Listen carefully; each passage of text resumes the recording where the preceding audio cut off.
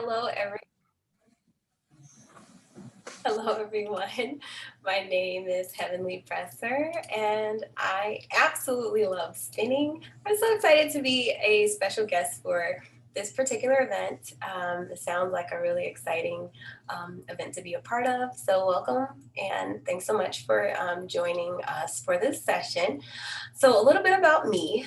I have been spinning since 2015, although I was introduced into the spinning world in 2014, and I could talk a little bit more about that a little bit later. However, I pretty much dove right into spinning, and it's been one of my favorite crafts to be a part of. I also knit and crochet, and I also weave. And on top of that, I actually do a lot of restoration projects with different spinning wheels. Most of them are from the 1800s or early 1900s.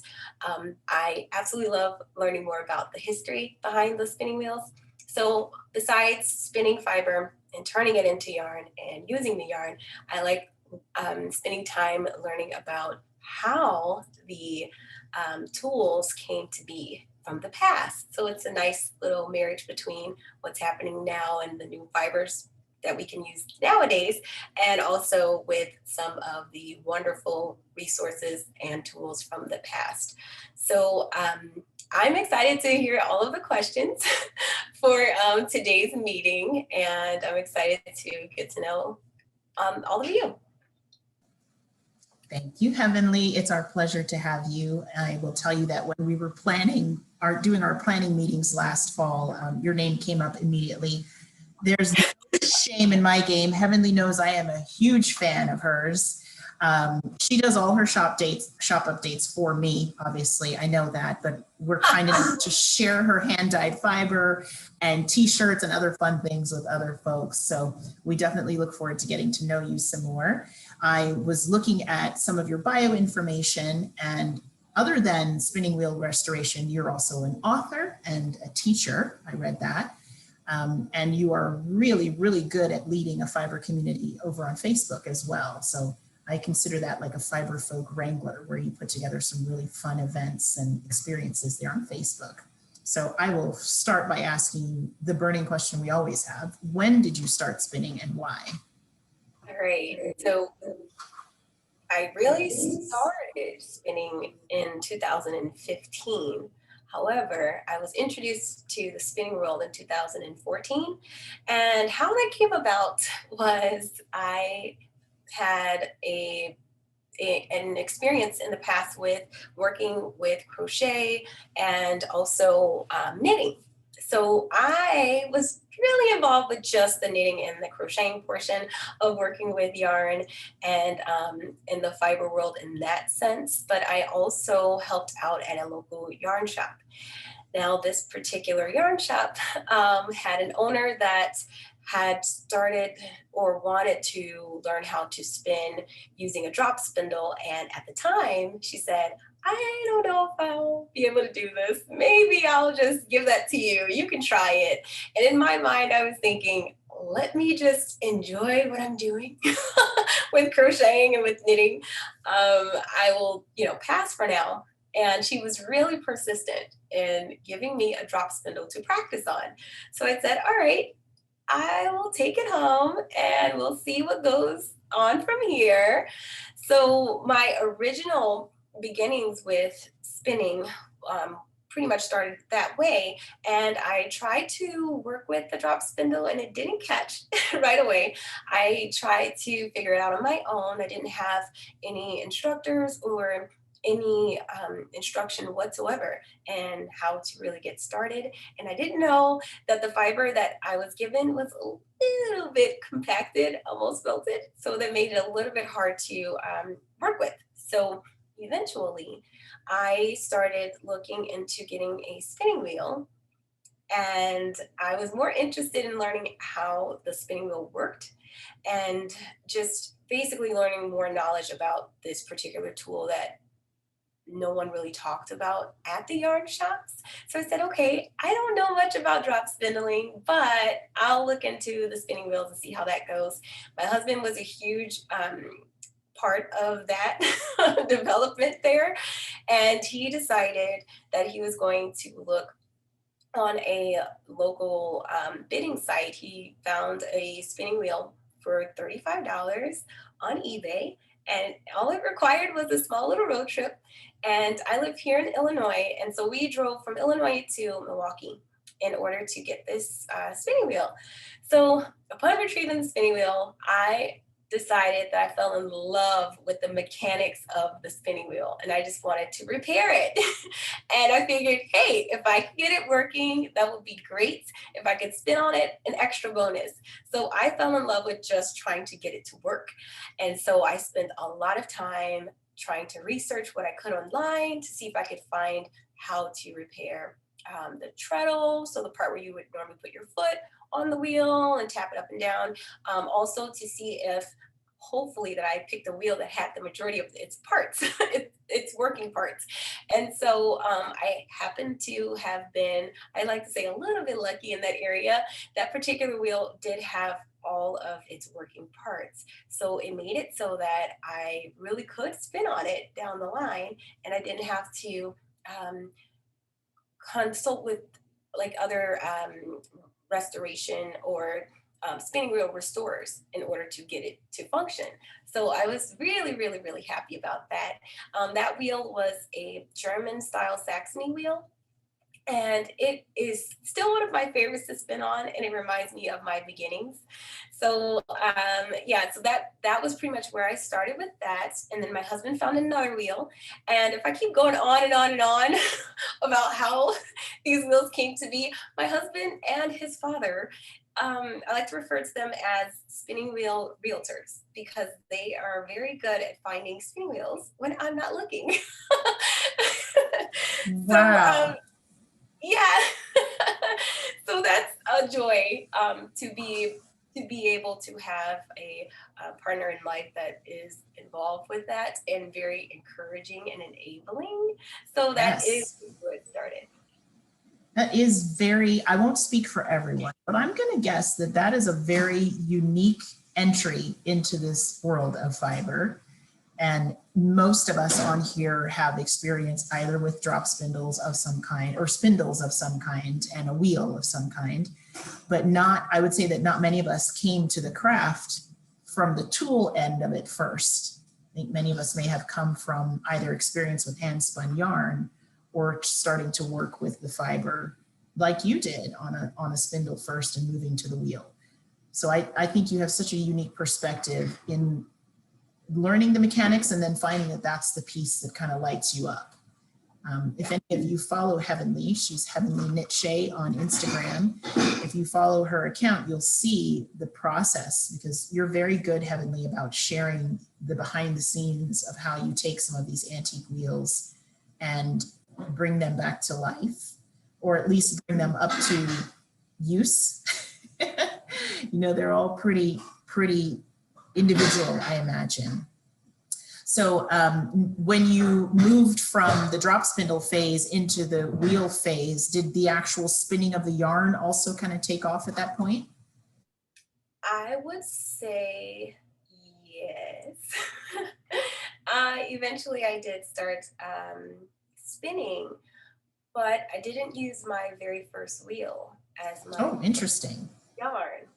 I ended up purchasing a modern wheel because I didn't trust myself just yet with the older wheel, and I was actually nervous that I might hurt the wheel somehow if I didn't know what I was doing.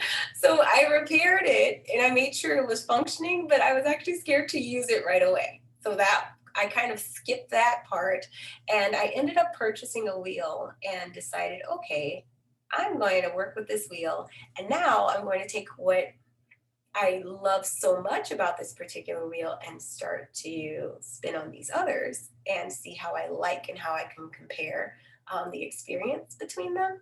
And I found that I was in love with the differences between the wheels.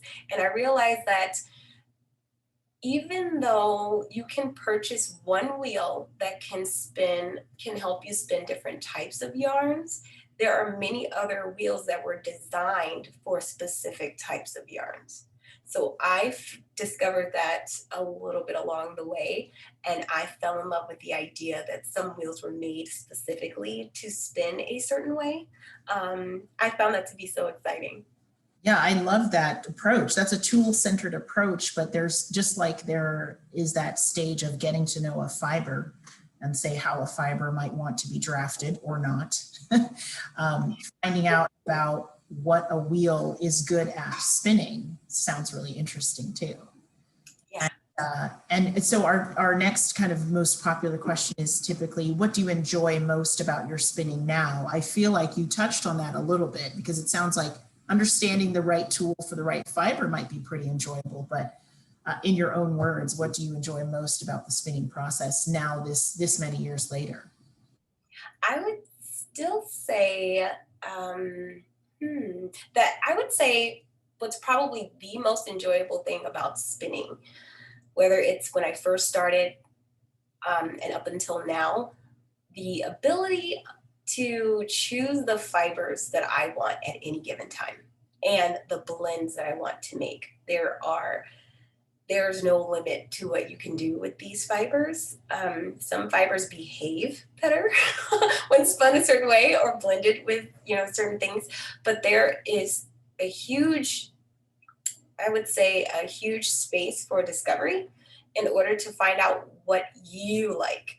Because I noticed when I first started spinning that I would look at commercial yarns or yarns that were sold in my at different yarn shops or big box stores to see what the blends were and the different options, even with color. And I would notice that I would want something and it's not there. You're like, what if I had, this yarn, but it had a little bit of silk in it, or if it had a little bit of flax in it, or this one, if it was a different color. And that kind of led me into doing more dyeing of fibers as well. But the overall idea is that you're able to really create exactly what you want.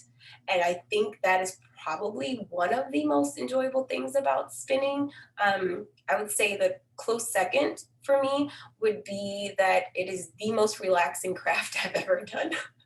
I love all these Yeah. others, but it still, for me, it tops most of the others. Yeah, I've dozed off at my spinning wheel. I'm not ashamed.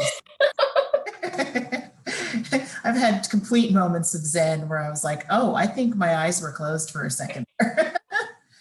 Yeah, I can totally relate. I love that aspect of control in a way, creative control. Yeah. And you mentioned dyeing. So I've been the lucky recipient and purchaser of your hand dyed fiber.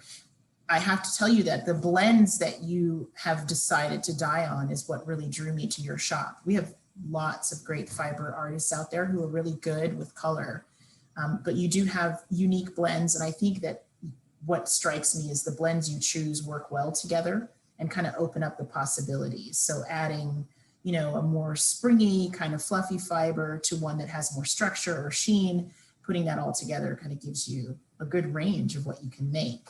So you have, understanding the yarn better, knowing the tools well, creating the colors you want with the blends you want. With all of that creative control, what frustrates you? What don't you like about any of those processes?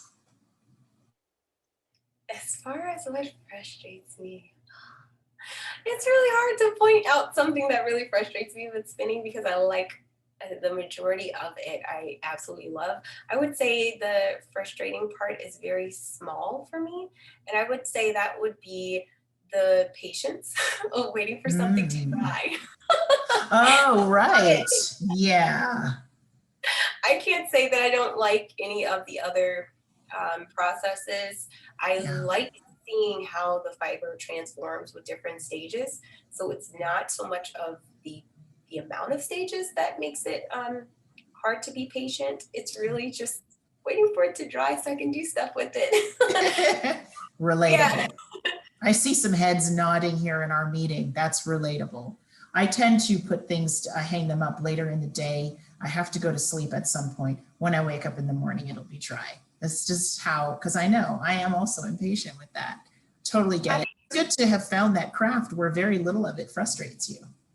Yeah, actually invested in a spin dryer for the simple fact that it will speed up the process for anything that's wet to hurry up and dry. That totally And makes sense. yeah, it just makes life so much easier. It would be Yeah. nice to have extra hands to wind and Hmm. some of those things, but I really do enjoy every part of it because I get to evaluate as I go. So I do enjoy that. That's fantastic. Yeah, I think Mhm. I'll relate to wanting just one more pair of hands. Just one more would make a big difference. Yeah. Because you've now done this for several years and you've moved into teaching and writing about fiber craft and about spinning and about your wheel restoration, what advice would you give specifically to new spinners? Oh, I have a lot of advice for new That's spinners. okay. We're here for it. All right, all right. Well, what the very first thing, and I know this is probably something many new spinners have heard, but this is something to take very seriously, is to be very patient with yourself.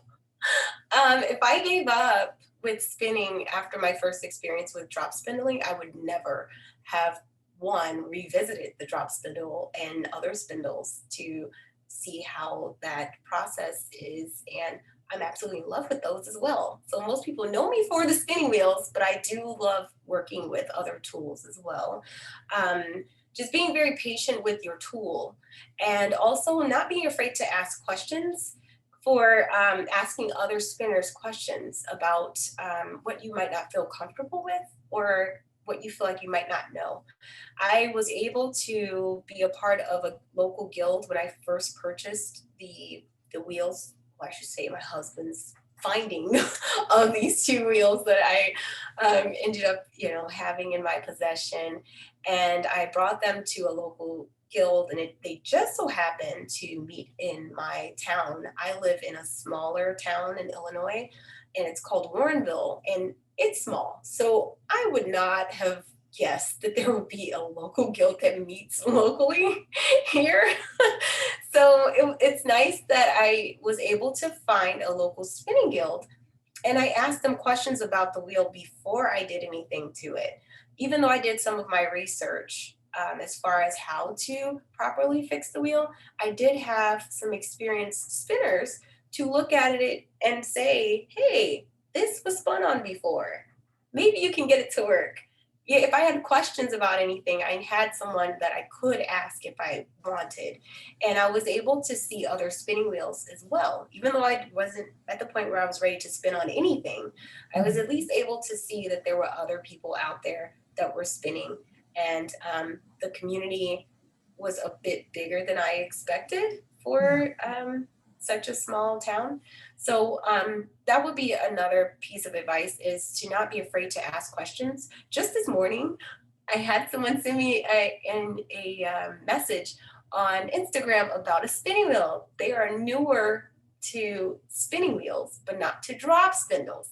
And this wonderful lady, she reached out to me. She said, I took a class with you at Stitches West in 2019. You're not going to remember me, but I just purchased a wheel. What is it? What do I do? And she thought that she had to purchase a new piece. So I was able to tell her, no, no, no, don't purchase a piece. This is what you need to do, to at least get it started and see if it will function for you.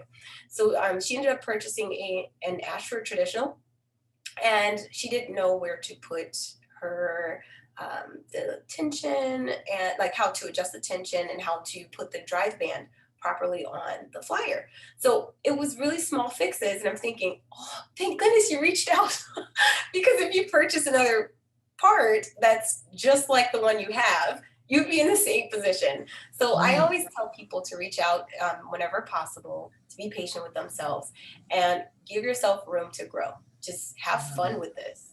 Have fun. I love it. I hear you saying that you found community and then you were willing to become community for someone else. And I think that's fantastic. Yeah. You have absolutely repeated some of the advice from our other special guests, and all that means is it must be true. So Oh, then yeah. take heart. It is true. If you follow this advice, you should be okay. So this is going to be one of those favorite child scenarios, and I hope you don't mind me telling people you do have children. So as a parent, we're not supposed to pick favorites. but this is a space where you can pick a favorite. What is your most precious or most kind of soulful fiber stash? Fiber stash. Usually I get asked about the Fiber wheel. type. Well, it's up to you. You are our guest. If you want to name a favorite wheel, if they can hear you, I don't know if you want to do that. If you want to name a favorite wheel, do that too. Feel free. I'll start with the fiber stash. That's a really good question. It's really hard. I know. I had a hard time with this one too. I think that maybe that's a good thing. It's a good thing. Also good. It's a very good thing. I personally like to work with wild silk blends, and I've spent a lot of time developing my own, like the right percentages that I prefer. So I would say I like working with Muga silk. So nice. Yes. And red Erie silk. It's a natural copper color. It's absolutely gorgeous and fun to blend with. So I would say at this time, my favorite would be with something that has a wild silk blend in it at the right percentage. Yes. And you've Yeah. played with that with different other bases.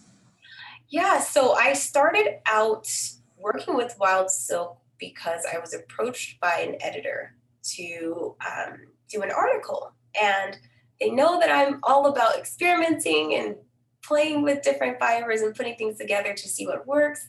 And they're like, hey, so I know you like to blend things. How about, if you works on a project that will, give you the ability to explore using wild silk. And ever since then, I can't put it away. I just can't. That's a good discovery. And experimentation requires that patience that you talked about too. It does. It really does. I've experimented with working with mohair with wild silk, alpaca with wild silk, wool, a wool cross with wild silk for that particular article, and that was with Spinoff. Okay. And I decided from there, I wanted to see what other fibers would work really well with wild silk blends. And then I decided to make my own custom blends. And from there, I started dyeing those and also selling them to others so people can enjoy them too. So it's not just me. I love it. I love it. Or me. Yes, I love that. I think finding those things, at a scale where, say, you're selling several braids that are blended, you've already done a lot of the work for the spinner to figure out those percentages and to see how that silk expresses. And then the spinner gets the benefit of working with it from that point. That's really cool. Yeah, exactly. Now I have to know, what's your favorite wheel? I have to know. I always bring this with me because I get that. That's why I was like, I'm waiting for that question. You're ready. I love that. I am ready. So the wheel that's right here in this corner, that would be my favorite. And it is Tell us about it. From Sweden. Yeah, from Sweden. It's a Swedish accelerator wheel. And if you could see, it looks like little footprints or shoe prints, I should say, for the bottom, for the treadles. And they're a little spaced apart. Unlike most wheels, they're like really close together in some cases. This particular one is a double treadle. I absolutely love spinning on this wheel because I could spin really thin yarns very quickly with little effort. The treadling action is so gentle. You don't need to press really hard. You tap, it's going. And I could spin really, really thin yarns with it. So my sock blends, some of those wild silk blends, I end up spinning on here because of how quick it is and how easy it is. The only downside with it is that it's not easy to transport. I don't really like to take some of my antiques out to play. I like to keep them at home if possible because of how delicate their parts are. So it is one of my favorites though, this one, and I have a pendulum spinning wheel. Absolutely so much fun to play on. I love that particular wheel. And I don't know if I'll be able to show you that here, but maybe I'll be able to get a photo up later. That would be fantastic. find Heavenly on both Instagram and Facebook sharing about these projects and about the antique wheel collection. I'd say it's a collection. You're definitely a connoisseur, and I love to see it. I think it's so special to me to hear you say, I love spinning on this wheel, because I think there's a place for preserving an antique tool or restoring its parts. I think there's a place just for that. Just like there's a place just for that hand spun skein before it becomes an item. But I really enjoy hearing you talk about what it's like to spin on it. I think that's really special. So I'm glad you have a favorite, because that means you've probably tried enough to know what that sweet spot is. Yeah, my goal with the wheels that I have is to have them all completely restored, all ready to spin on, whether it's for people that want to learn how to spin, or if it's a unique one that I use for specific yarns and a specific purpose. But overall, I do want to preserve the history, so I'm very careful about how I restore these. I don't want to break anything. Yes. I don't want to add anything that normally would not belong on the wheel if it were in its original condition. So. Yeah. Is it fair to say that this restoration project kind of was a gateway for you into wood turning, from what I've seen following your process of sometimes having to make parts for the wheel? Can you talk a little bit about that? Absolutely. These are really good questions. Okay, so I decided to jump into the woodworking field in order to restore the wheels. And I joined a woodworking guild, an online guild, at the beginning of January 2020. I didn't purchase woodworking tools until closer to, I want to say it was the end of October of 2020. And I started using those tools around November. So I'm really new in a way when it comes to woodworking as a whole, but I have since made different parts. So I was able to restore the pendulum wheel, which I'll hopefully be able to show pictures of that and get that up and working. That was a lot of work, but I was sweating bullets. I'm like, I'm gonna cut a piece that's part of history and like put another piece on here. I'm hoping this works. So no pressure. No pressure. There were a lot of please breathe. Breathe slow, take your time, measure 5 times. Most people are like, yeah, measure 3 times, you're good. No, I measured like 5 times. And I was telling my husband, stay far away because I might scream if I mess up. I just might scream, and I'm not trying to take my frustration out on you. So that was a process, but I was really determined to bring that particular wheel back to life. And I feel the same way about the others that I have that are on. In some cases, they seem to be on their last leg, but some of them are so unique. I would feel as though I'm doing a disservice if I did not bring it back to its full function. And my idea of restoring these wheels is to make sure it's back in a functioning state. So I know I mentioned before, I don't want to really put bells and whistles on them. I will go as far as to seeing what kind of wood was used in order to match as closely as possible, match the wood that was originally used for the wheel. I also am learning how to mix stains and work with the different finishes in order to make it match closely to what the wheel looked like. So I can show you all some examples maybe later. Yes, please. I think we would sincerely enjoy that. I don't know that all of us have even the physical space for a collection of wheels, but I do feel like most of us appreciate how different the parts of a spinning wheel can be. And even those of us who use drop spindles and supported spindles and Turkish spindles, you just get an appreciation for how one small part being different can just change the whole experience. So I love how lovingly you speak about them. And yeah, if there's an easy way for you to do some show and tell, we'd love that. I do have one more question that's one that we ask all of our guests, and that is, you talked about the love of silk and that as a blend in the fiber, but do you have a favorite hand spun project to date? Favorite hand? I love them all. It's hard to pick one. It's like picking That's a okay. child. Yes, it is. My favorite is always the most recent one, whichever one I just finished. Yeah, oh boy. I will say the hand spun hat project with the Shetland is probably one Okay. of my favorites. It's, Okay. yeah, Awesome. probably one of my favorites because I probably wear that the most and it keeps me very, very warm. I love Again, that you're one. talking about how you use it. I love that. I love it. And Yeah. I will say that's probably one of my favorites because that was a huge process. And I started Mm, from the fleece as opposed to just starting from a processed fiber. So I right. washed the fleece and I spun it. I also did some dyeing in the process for the hand spun after spinning. And then I just went along. It was just such a wonderful, wonderful experience working with hand spun. For people that have not tried it before, I always say, if you can get your hands on some hand spun, get your hands on some nice hand spun and try it. It will change your life. It will. It's just so awesome. And I will say with my goal with some of my hand spun will be to replace some of my commercial yarn that I've acquired over the years Mm-hmm. and have a full quote unquote library of hand spun to pick and choose from for different projects.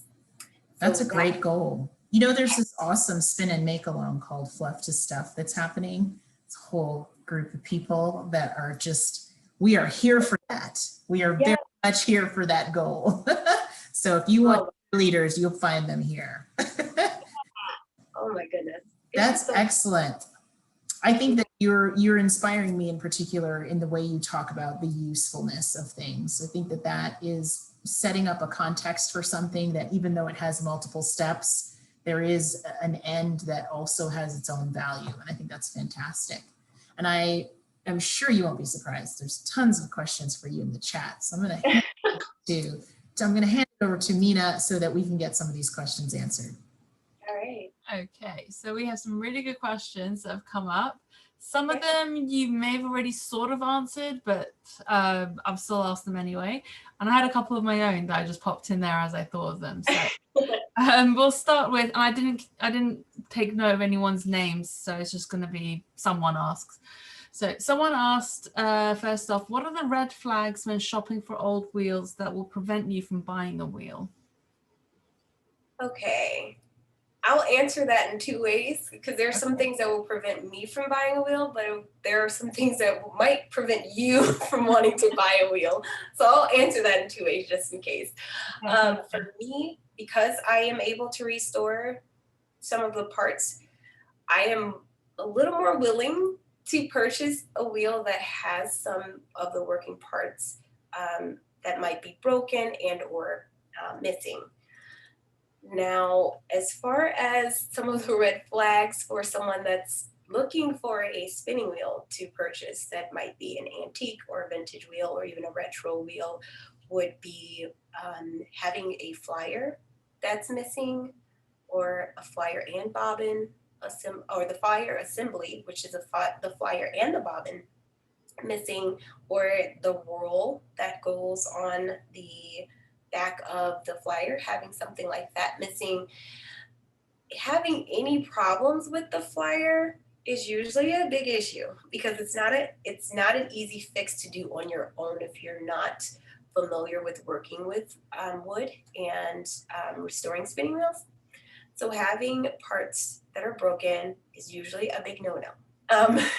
Having a drive wheel that is wobbly and or has broken spokes or parts that are missing from the drive wheel can be an issue because there might be an issue in the center hub where the axle goes through, so the metal part that goes through the drive wheel. So those are some things you'll want to inspect if you are looking for a wheel. Check to make sure the drive wheel spins true. It's not wobbly. It doesn't look like it's warped and leaning on the side. In some cases, it could be leaning because there are uprights that holds it in place. And if those are a little off, then it will appear as though the wheel is turning this way but you just need to turn it upright, turn a little post straight, and then it will spin true like this. So there are some ways you can go about evaluating it, just really briefly. Let's see, I have a wheel that has the flyer. So just for those that might not know what a flyer looks like, let me grab one, because you might say, what in the world is a flyer? I don't even know that part. So let me show you an example. So this wheel has hooks on one side here. This is the bobbin here. The bobbin on this particular wheel has a whirl, a little notch here. In some cases, you might find that the bobbin has a crack that goes all the way through past the whirl.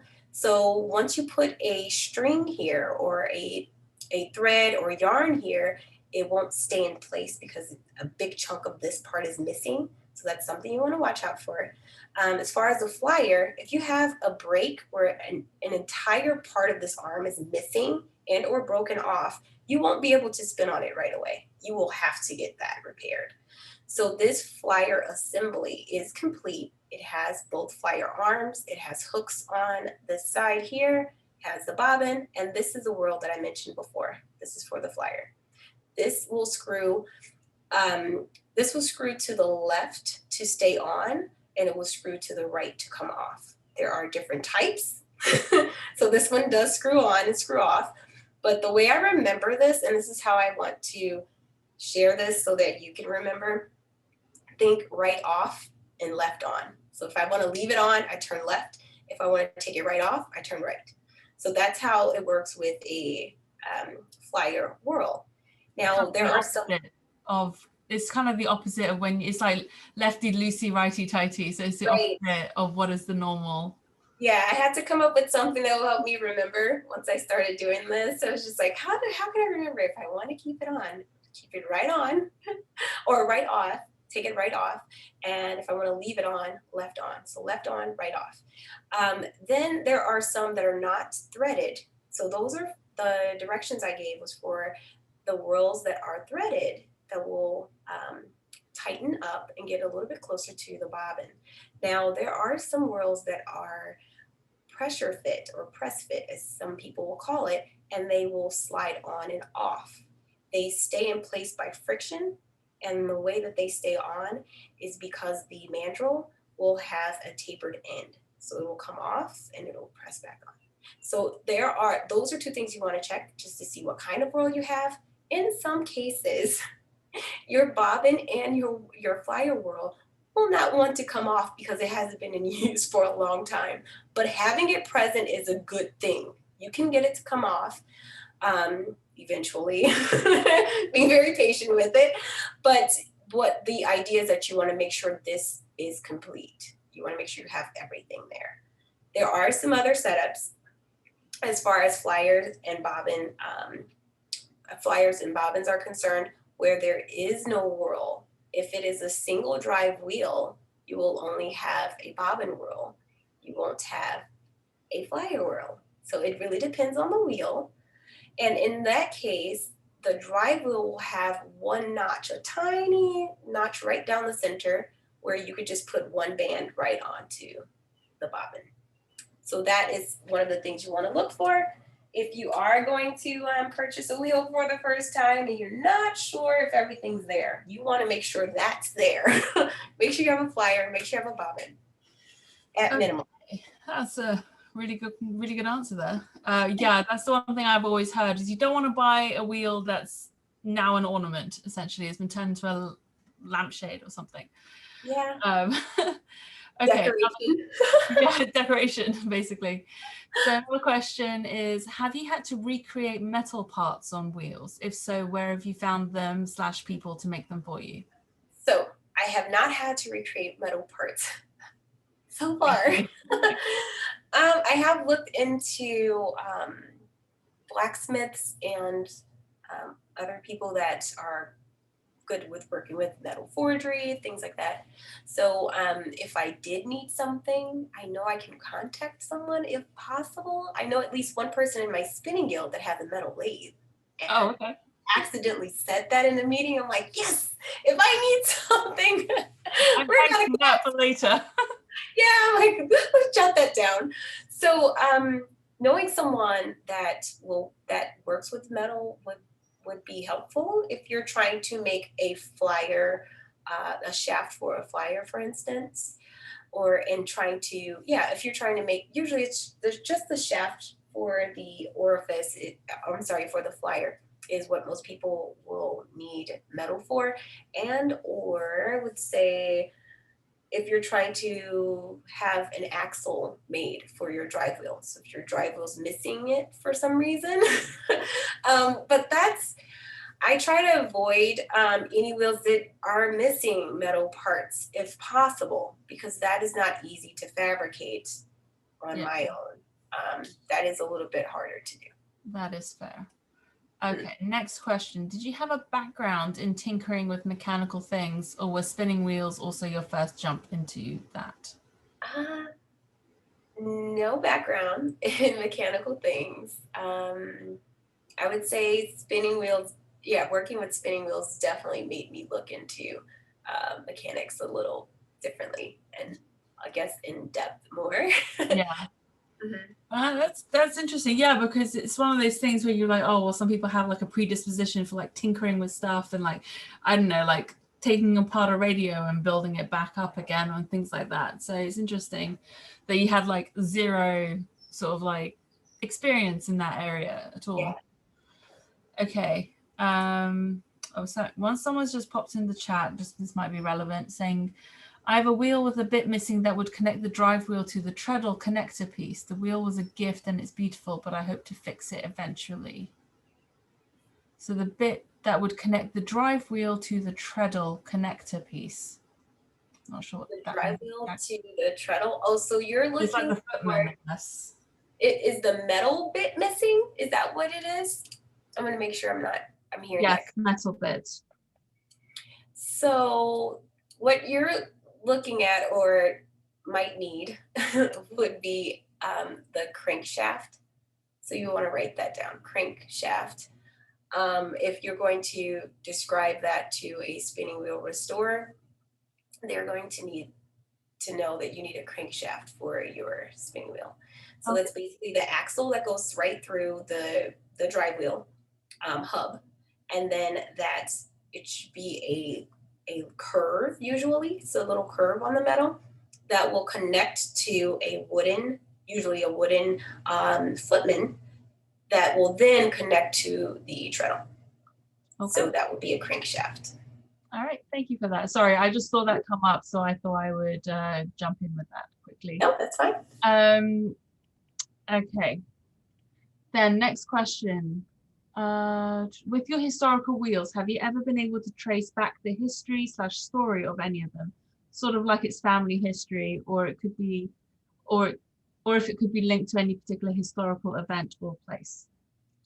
So I have been able to trace some of my wheels back to the maker or a maker family and their location as far as when they started. And what's nice about knowing a little bit of information about where a person is that you can look at census records. So your research can get a little more in depth if you are willing to look into more records about that particular individual, and you get to know more about their family and their livelihood at that time.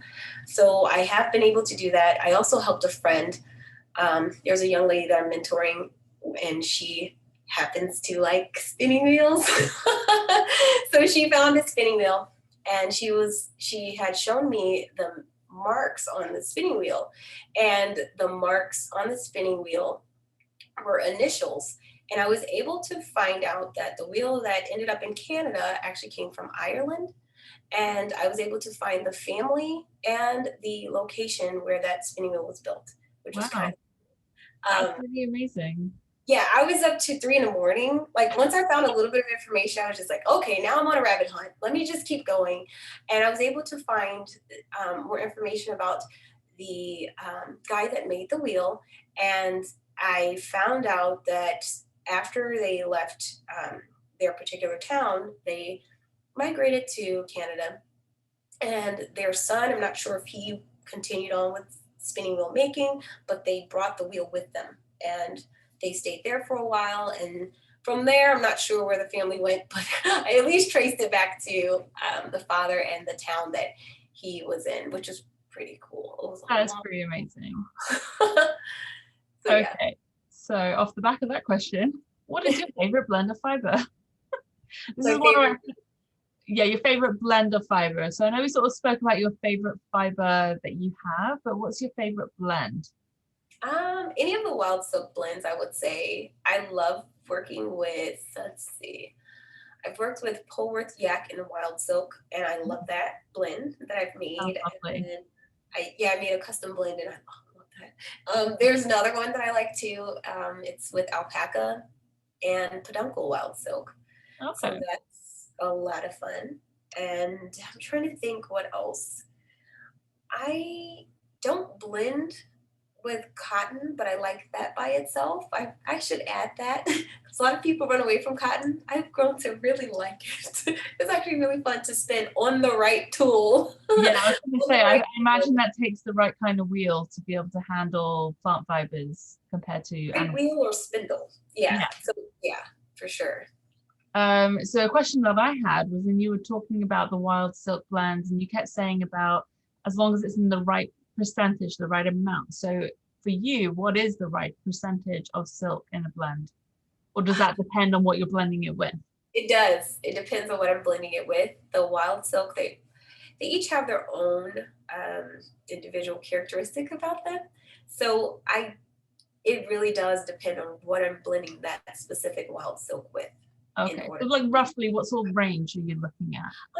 Some of them can be 80-20. Like if it's wool and wild silk, it could be 80-20. It could be 60-20-20 if I'm adding another fiber in there that's not wool. But I don't usually use wild silk at a very high percentage where it's like 50%, 50%. I haven't done a lot with that because I like little bits of it. And it's not even just the idea of the number itself, but how it appears in the final yarn as well. So blending it over and over again to get a really, really good blend can be really cool looking. And then some of them, if you're only using a little bit, just having specks here and there of the silk really looks nice as well.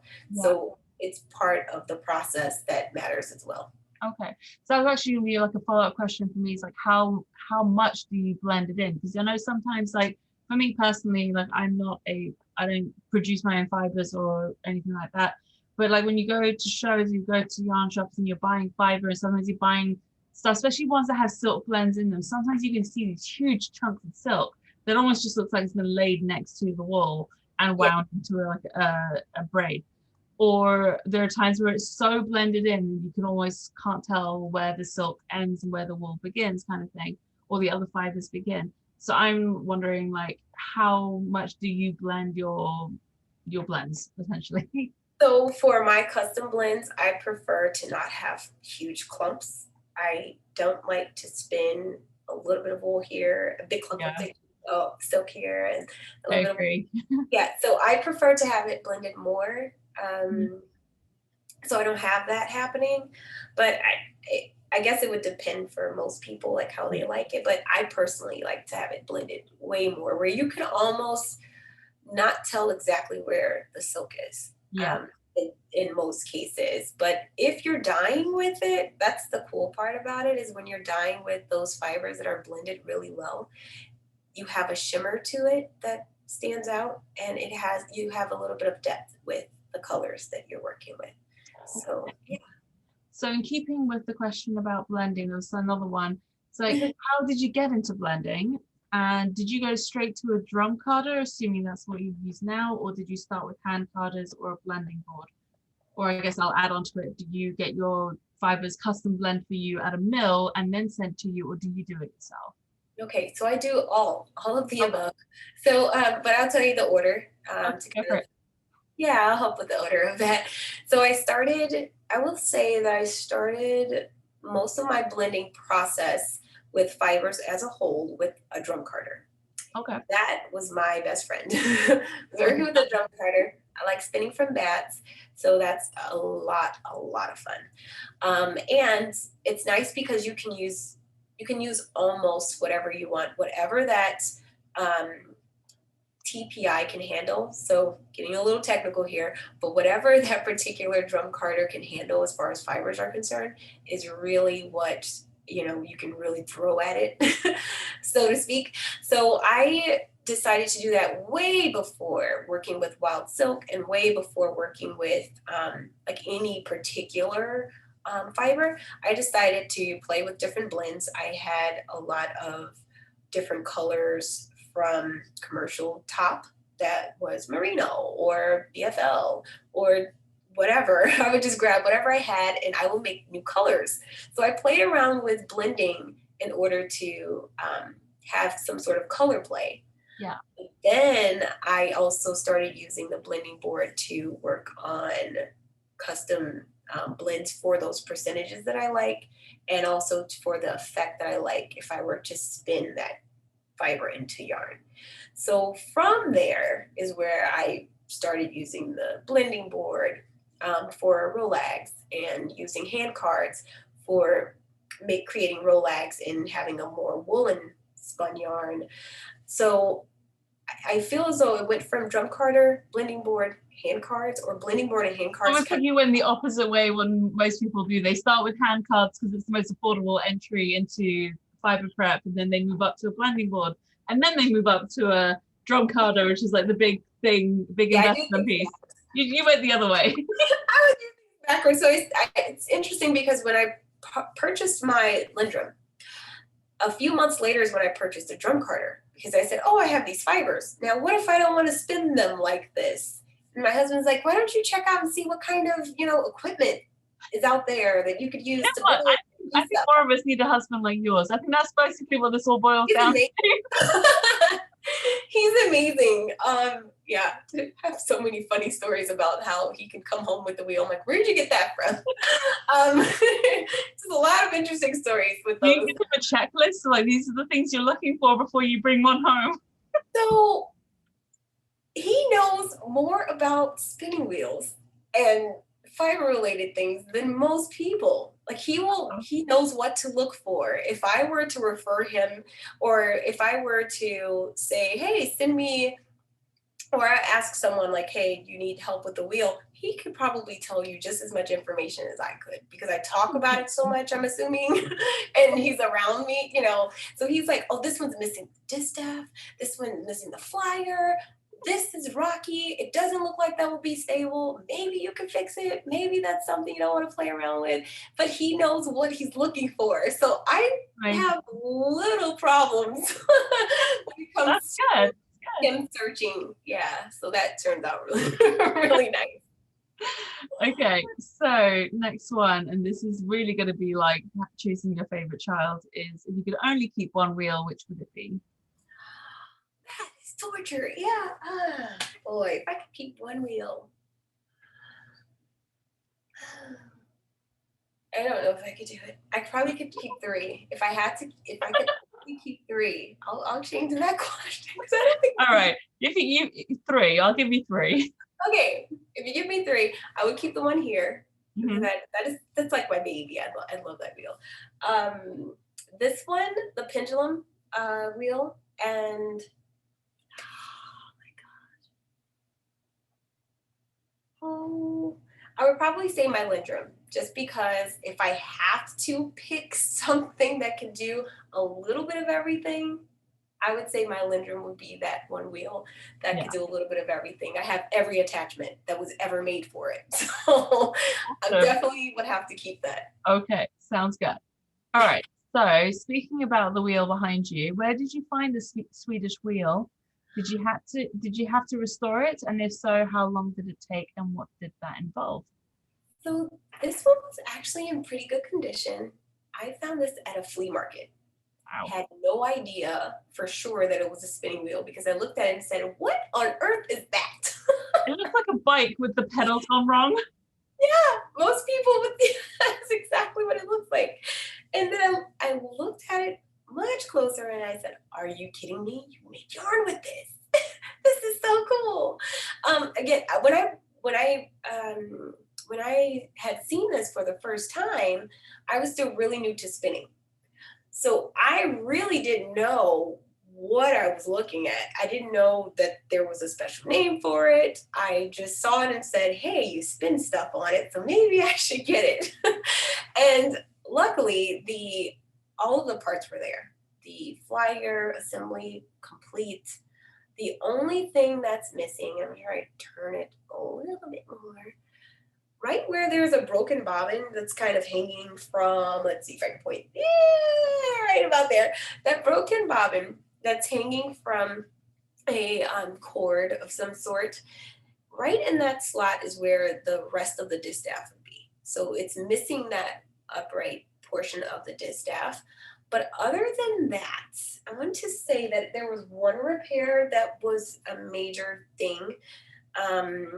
There's a space for the flyer assembly to sit on top of that. It had a crack, or the piece that encloses it was completely missing. So there was no way to keep it still. As you start to spin, it would lift. Oh, wow. It would Yeah. lift right off. So all I had to do in that case was to put a little strap of leather on top, and I put two little grommets in like a little space that was already there, and I just pushed that in, and it's been fine. Now that I know how to restore spinning wheels and know how to work, with wood, I'm actually going to revisit some of the wheels that I have restored or repaired. I like to say repaired in the past, and actually restore that part with wood in order to make it complete as if it were in the past. Okay. Okay, so I'm actually going to jump in with another question just now because it's relevant to what we were talking about. Someone said, speaking of distaff, do you have any wheels that have them, and do you spin flax into linen? And there was another question about have you spun linen, so that sort of ties in with that one. Nice. Yeah, so I have several wheels that actually have their original distaff, which is nice. Nice to have it already. And yes, I have spun flax. I have spun flax. It is very much a different experience than spinning wool. So if you haven't done it before, the feeling of spinning is different. And most people will spin flax with some sort of bowl of water nearby so they can wet their fingers and continue to spin. It's much easier to spin that way, and the fibers soften a bit as you're spinning it. It's really interesting.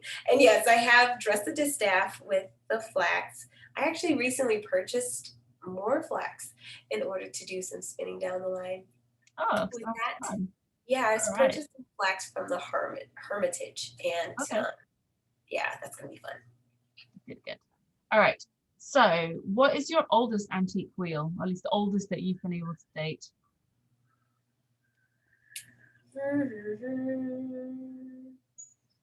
I will say, let's see, what's my oldest wheel? It's a good question. I would say one of my shaker great wheel might be somewhere along the lines of an older wheel. With some of these wheels, they don't have maker marks, so that does make it a little bit harder to place an exact time that it might have been made. So I would say, yeah, I would err towards the great wheel or the walking wheel as it being one of the older wheels that I have. All right. Have you ever had a wheel completely stump you, like you've just not known where to begin with it? Let's see if I've ever had a wheel stump me. As far as restoring, Yeah, I guess restoring, let's say, just because I guess once you know how to use a wheel, figuring that out probably isn't too difficult for most wheels. But yeah, in terms of restoring or knowing where to begin to try and fix it. that would yeah, actually I do. So I have a wheel that had that basically came in a ton of parts, and it was completely disassembled. That particular wheel had the worst job done on it in order to get it working. Someone decided to drill several holes in it, so it's really hard to tell what goes where. And that wheel is still in the box right now because I'm like really not happy about that situation. It's pretty rough. The parts are just in really bad condition. And I will say in that sense, it made me feel a little stumped as if I can actually save it. I hope I can. It was one of those things that someone gave it to me because they were tired of trying to fix it on their own. And instead of burning it, and that's a common thing where people want to burn wheels, like, please stop burning wheels, thank you. I was watching Sleeping Beauty for the first time with my daughter the other day, and I was like, oh my God, that scene is so traumatic when they're burning all the spinning wheels at the beginning of the movie. I'm like, oh my God, I'm eliminating you. Then burn something else, don't burn wheels. So sorry, that was completely tangent. Carry on. So that's never a good scenario when someone says, yeah, if you don't take this, or if I can't find someone to take it, I'm just gonna burn it. It's like, okay, I'll take it. I just hand it over. Hopefully I can fix it or find somebody, that can help with this. But I received that big box and I was just like, great. Somebody decided they're gonna drill holes all over this thing. And it can work, but I also think that once it's finally fixed and finally functioning, that it might be an eyesore because of all of the holes everywhere. So it's one of those things where I'm just like, okay, great. Not good. Oh geez, yeah, no, that's I will be honest, if that would have probably been me being like, I just don't have the patience to try and deal with this, so off it goes to the bonfire kind of situation. So that's probably how I would end up feeling about it. Oh my gosh. Yeah. Okay, so another question. How many wheels do you have? That is a great question because I actually don't know the answer to that at this point. I'm not even joking. I received a wheel yesterday, another wheel yesterday. In the last couple of weeks, I probably received 5 more Wow. wheels. I'm probably at the point where I'm getting close to 50, but I have this whole thing here. Hold on. I see faces going, wow.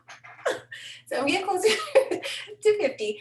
And for those wheels that are unique, such as this one, and some of the others that have maker's marks, and I'm able to trace some of the history for those wheels, I would love to open a museum for. I was going to say, it sounds like you have the makings of an amazing museum.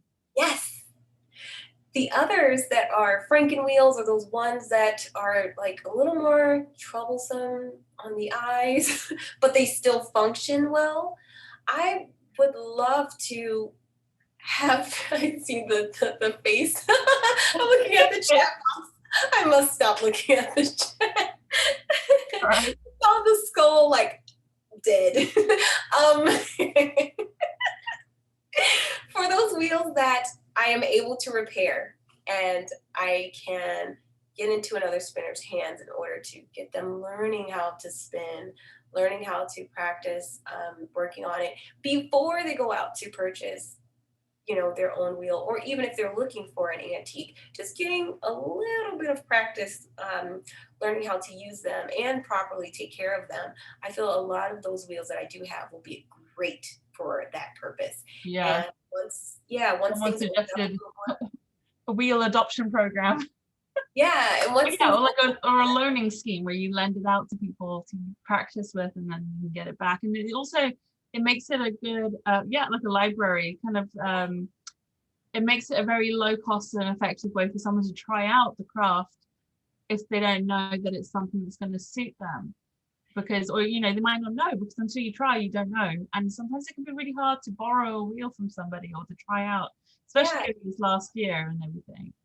Yeah, and then you have an instructor that can help you along. So it's not like you're just like, okay, I have this wheel, I don't know what I'm doing. You have someone that's going to help guide you with the tool so you can use it properly, also take care of it, and make some cool yarn with it. And from there, it's just be a nice way to teach people. So I figured that will be great. So I try to save those wheels from the fire in order to have, yes, a spinning wheel library in that sense as well. like a museum slash school slash library slash Yes. a bit of everything into one. Yep. That sounds like an amazing place. That would be an amazing place to visit. It's a dream. Let's make it happen. Such a dream. Um, do you have a favorite type of yarn to spin? A favorite type of Yarn to spin, like a finished yarn product that you're trying to, do you prefer spinning things like stock yarn or like lace weight, or what's your favorite type of yarn to actually produce?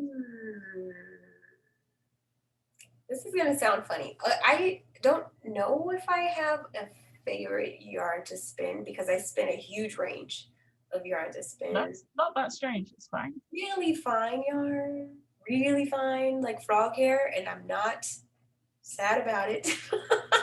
And my eyes don't pop out of my face while I'm doing it, which is nice.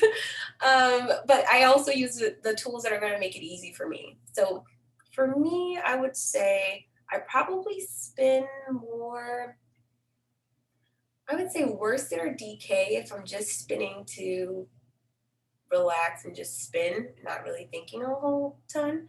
But I do like how some bulky yarns come out. I like those.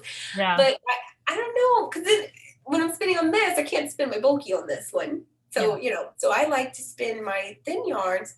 I feel as though it's not, for me, it's not just the finished yarn that makes it for me. It will be the tool that makes it, if I feel like spinning a thin yarn, I'm going to that wheel or I'm going to a different wheel. Sounds good. Someone else has just popped in and asked, do you ever try to experiment with trying new spinning techniques? Say it again. I missed it. Do you ever try to experiment with new spinning techniques? New spinning techniques? Yeah. Yes. I'm all about new spinning techniques. So I do spin with traditional techniques, and I love spinning with traditional techniques, but part of the experience for me is finding new ways to do things. So that's just something I'm always venturing into, is trying a different way, a new approach of spinning the fiber. So in that way, I'm able to never feel as though I'm going to get bored because I have huge, I guess, all of these tools in my spinning belt that I can just take out at any moment. I'm like, oh, today I want to do long draw, or I want to do a modified long draw, or I want to use a certain prep that's going to still look somewhat woolen, but not quite woolen by technique. So it just really depends for me. And it's nice to be able to have that so you can switch things up. 1 second, sorry. Okay. I have 2 more questions. First up is one that I came up with, which was, I guess you've kind of already answered this in a little bit, but it's like, how discerning are you now about what wheels you bring into your home to use / restore? Judging by the fact that you've acquired 5 in the last couple of weeks, I'm assuming it's not all too discerning. Is it more of a any wheel goes kind of approach, or is it more like, oh, I want to only look at, I only want to bring in wheels that I maybe haven't come across before, or haven't had before, or something like that? So I definitely look for wheels that are unique to what I already have. So that would be the first thing for me. And I have no problem bidding on wheels that are out of states, or connecting with people that might be out of state, saying, hey, check that wheel out. You're a spinner. You might want that. I actually did that earlier today. But I will find something that I try to find something that I don't already have, or something that doesn't quite resemble something that I have. But if it has a maker's mark on it, and it has some sort of indication that I might be able to find something about it historically, then I'm most likely going to look and check it out, at least give it a look. Yeah. Then the other part to that, though, is my husband knows how to find them too. And I'm like, great, you know what sites to go to and you know where to go. Stop it. He finds them and he's like, well, I know you don't have this in your collection and I know you like this. So he treated me to a wheel the other day. I actually was going to, wait, say it again. Most people's husbands come home with bunches of flowers. Yours comes home with a spinning wheel. I mean, like. Oh my gosh. So thank you. Exactly. Yeah. And so I'm like, okay, I'll take the spinning wheels. Hey, why not? I grow my own flowers. I grow my own rose bushes. So speaking of, I need to grab some of those and bring them indoors. But there was an auction on eBay. I'll give an example of something that just recently happened. And I looked at this wheel. My husband has been looking at it without me knowing. And I was looking at it.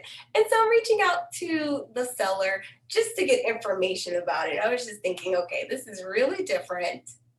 This is not like anything else that I have. This wheel actually has a patent on it, Oh, just like wow. my pendulum wheel does, but it's from Canada. So that's cool. I don't have a wheel that has origins in Canada that also has a patent. So I was like, okay, that's different. Yes. um, the the decision for me to almost pass on this wheel was because the wheel actually was attached to a table. So you would actually have to hand crank the handle for the drive wheel, and you would spin off of a spindle, and it had a cool skein winder that was attached. All of this is part Oh, of the, wow. yeah, I'm like, that is so cool. Now the seller was selling it with the skein winder and also the drive wheel, but the table looked as if it were original. So it was just like, okay, this table looks really old. I'm thinking that this table was used a long time ago.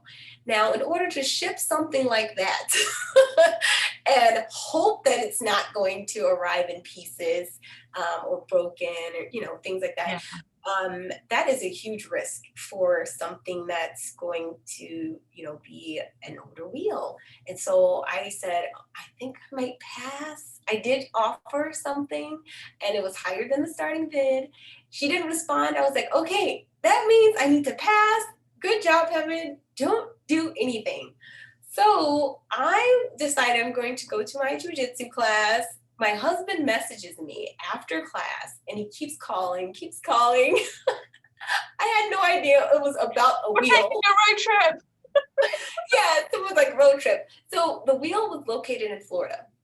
Okay. I'm here in Illinois. I'm thinking shipping from Florida to Illinois. I'm sure Mars would have driven it up to you. Yeah, well, I know, right? I should have said, Mars, grab it. So I do have family in Florida, which they really could have grabbed it for me. They actually were in the same town as the Oh, come on. But the table itself, I was so worried that would be really hard to transport, even if I had family that were going to grab it. You know what my husband does? He calls and calls. I think he wanted to make sure I didn't bid on it first. Set each other up. Decided to bid on it, and then he contacted the seller and said, must have the original table. If it's going to cost extra, that's fine. He paid way more just to ship the table with the wheel. It came in this massive box. And I assembled it right away. I have a picture of that on my Instagram. So that is one of my most recent photos. It's next to this wheel. And I was just like, okay, this is this guy. Love him. Gotta love him. But I was just really surprised because I've never met him and I love him. Bloody hell. Like, he's so yeah, he's a lot to love. He's so sweet. He just, I can't even. But he found it, and I thought that was really cool. But I'm so glad I didn't bid against him. I'm like, that would have been the worst. It really would have been the worst if we were bidding against each other. Had no idea. So, so that is probably one of the most recent ones that I purchased, or he purchased, that ended up being a unique wheel for the collection. But if anything, I'm just looking to see, is it different? Is it unique? Is it worth the price that it's being sold for? How much work will I possibly have to put into this particular wheel to get it to function? And it's really hard to purchase wheels online because you're not able to touch the wheel and see if the drive wheel is actually, not wobbly and warped. If the parts are not glued together, that is an issue. Yep. Some people glue parts together. Don't ask me why. Why? Yeah, I don't know. I'm just like, please keep the glue away from the wheel, please. Yeah, and sometimes it will drill holes in parts, and split the wood in places, doesn't need to be split. So it really is a gamble. And I have had a wheel shipped before, the one behind me, and I went against my own rule with no shipping. And I ended up shipping my very first wheel. I was really ticked off about this because I won it in an auction, but the sometimes somewhere between the auction site and FedEx having the wheel transported in box, somewhere in that space was a part missing. It's like, great, I bid on this because it was complete. Oh no. Not because it was missing a part. So that was part of my most recent repair or restoration job. And I'm going to pull it a little bit closer so you can see what I ended up doing with this one. So what was going on with this is that one of the flyer arms was completely missing. This one. Whole thing was gone. I was like, oh, I can't even practice spinning on it. How sad. So I went to a lumber store and I was able to purchase the wood and I remade the flyer arm. This took a lot of work, and there was a piece that was missing next to the flyer, which is this part here. I was able to remake that. So I haven't even spun on this yet. I just got it all assembled and everything, but I also repaired. There was a huge chip in the bobbin, and you might be able to see it. There's a little line there. Yeah. This is the piece that I put on there. So now I can actually put a drive band here without it coming off the edge. So that was what I mentioned earlier. When you have chipped bobbins, if they're chipped all the way down into where it meets the groove, your band is likely to come off. So I decided I was going to repair that so I don't have that issue, just in case. That's a really good repair job. I can barely tell. Yeah, I tried my best. You did really well with that. That's amazing. I definitely tried my best with this to make sure I made it as seamless as possible. But I also note and document when I repair things, because when these wheels end up in a museum, I want to be able to share that information. So if someone sees it complete, you will know, hey, I received it. It was not complete. This part isn't original. I'm not trying to make it seem as though the repairs and restoration job was an original part to the wheel. Yeah. When it wasn't. So yeah, so I feel like that's a nice way to tell a story about because even the restoration and repairs are part of the wheel's lifespan now. It's part of its story and part of its history. So yeah, I mean it's all relevant. Yeah, and this one is a good example of what a single drive flyer and bobbin would look like. So earlier I had one that had a roll on the top. This one does not have a flyer whirl for the shaft. So there are some wheels that are made this way where it only has a flyer, the metal shaft, and then it has a bobbin with a little whirl on it. So this particular wheel is made that way to not have a separate whirl for it. But there are some that you will find that should have a whirl, but it's missing. So you do need to keep an eye on what the drive wheel looks like, because it should meet up with this whirl and or another whirl. So that is something to look at as well. But that was one of the restoration projects I did recently. The other one, let's see. Oh, the other one, I decided that I was going to repair a treadle on a wheel. So I went to, let's see, where did I go? I'm always going somewhere. I went to Wisconsin. That's what it was. I went to Wisconsin. There are so many wheels in Wisconsin. This particular wheel was, I would say it was listed on Facebook Marketplace. So it was for sale for $40. Wow. And yeah, I was like, so for that drive, not too bad. It's $40. So if something's wrong with it, I'm only out $40 and just a nice little drive, right? Yeah. So the seller was very honest about the condition of the wheel and actually took pictures of the part where it was broken. So at least I had that knowledge going into that particular sale as Yeah. far as what I would have to deal with, but everything else was there. So I was like, well, that's good. At least, all the other working parts were actually there. So I decided I was going to go ahead and repair the treadle for that. And that one, I may have to get up and get it if you guys don't mind. If you all don't mind, I can get it really quick.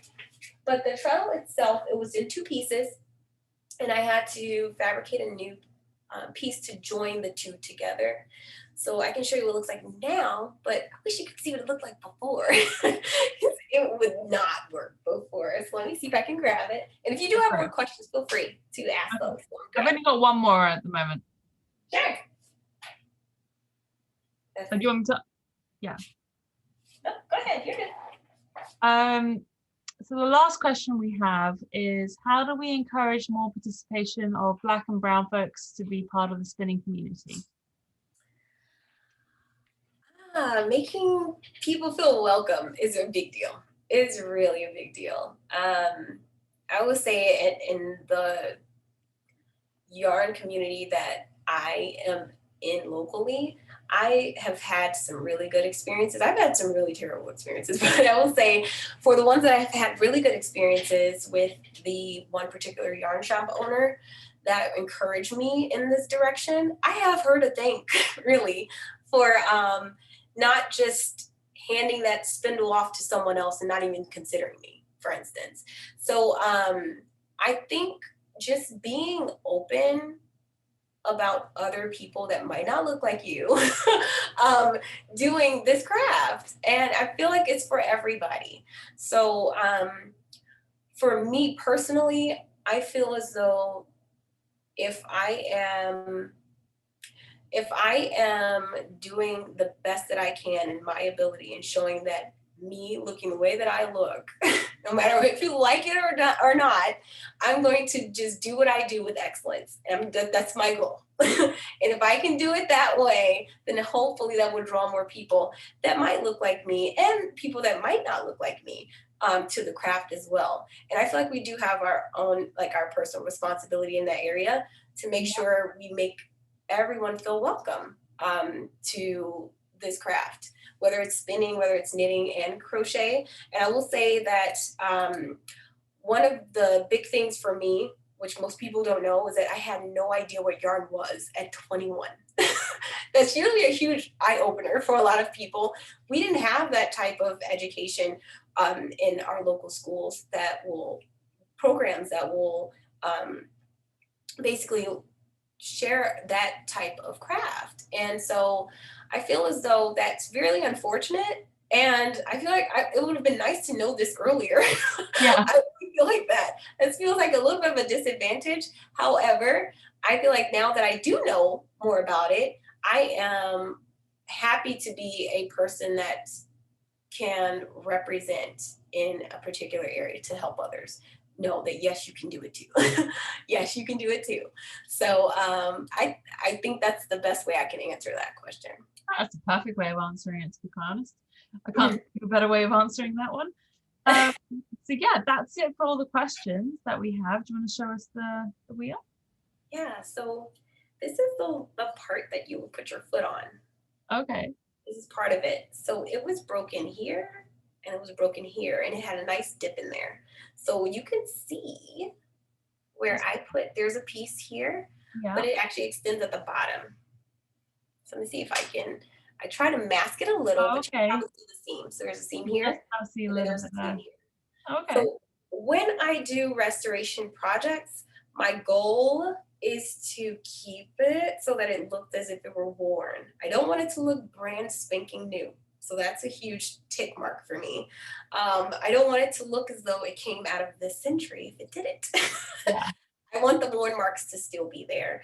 And then I also want to, again, try to color match as close as possible. I think I did a decent job, not bad. That's pretty good. Yeah, I mean, if you hadn't pointed it out to me, I wouldn't have known. Like, I wouldn't have looked at the wheel or that part of the wheel and be like, oh, that's clearly where Heavenly's just added a piece of wood there. Like, yeah, you did a really good job with it. I enjoyed this process because I really feel a connection with the past when I work with these spinning wheels.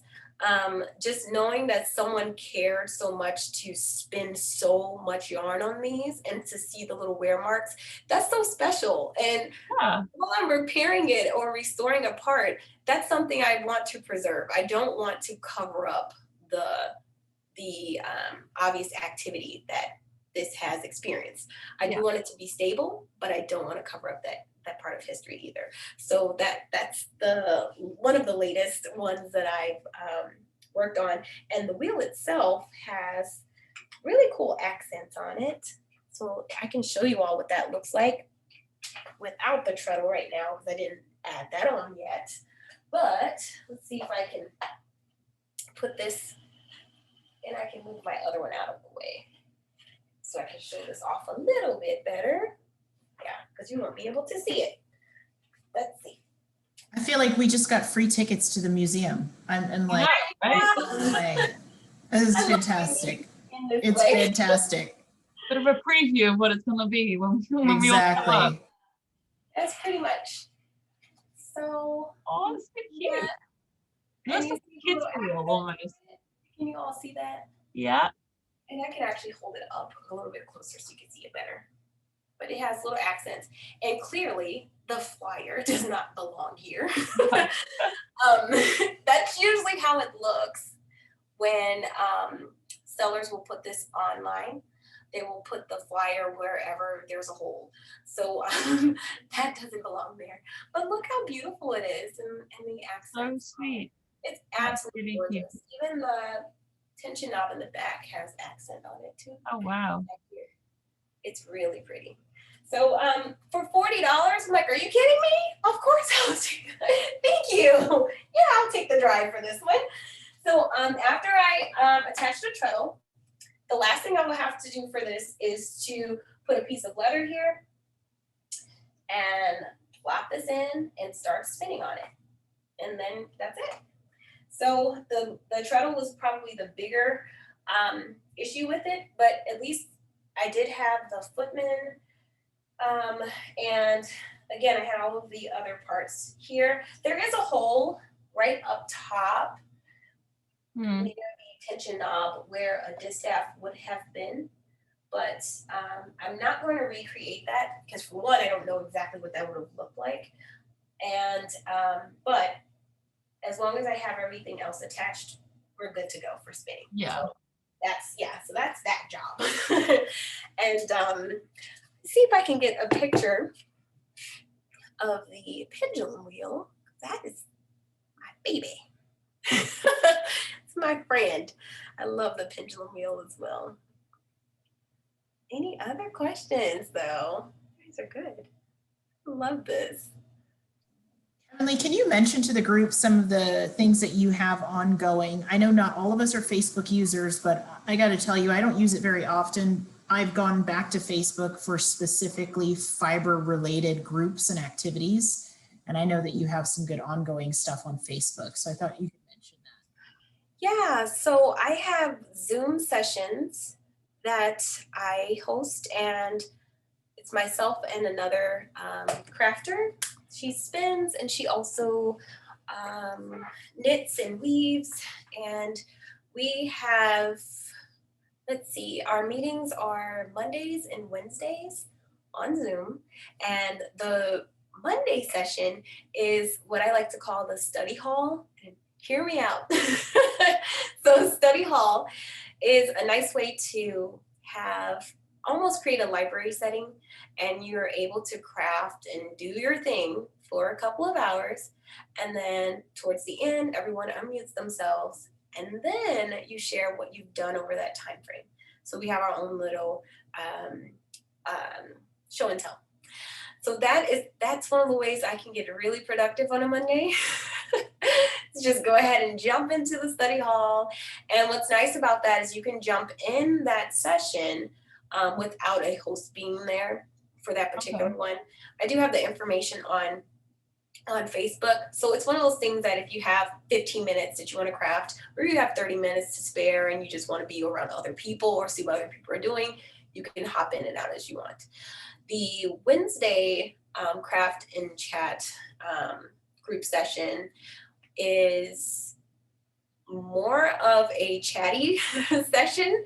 So you can still share the things that you want to work on and what you're doing, but you are talking most of that time frame. The first 30 minutes is a little more on the silent end, where we're just like, okay, everybody's getting together, getting their things.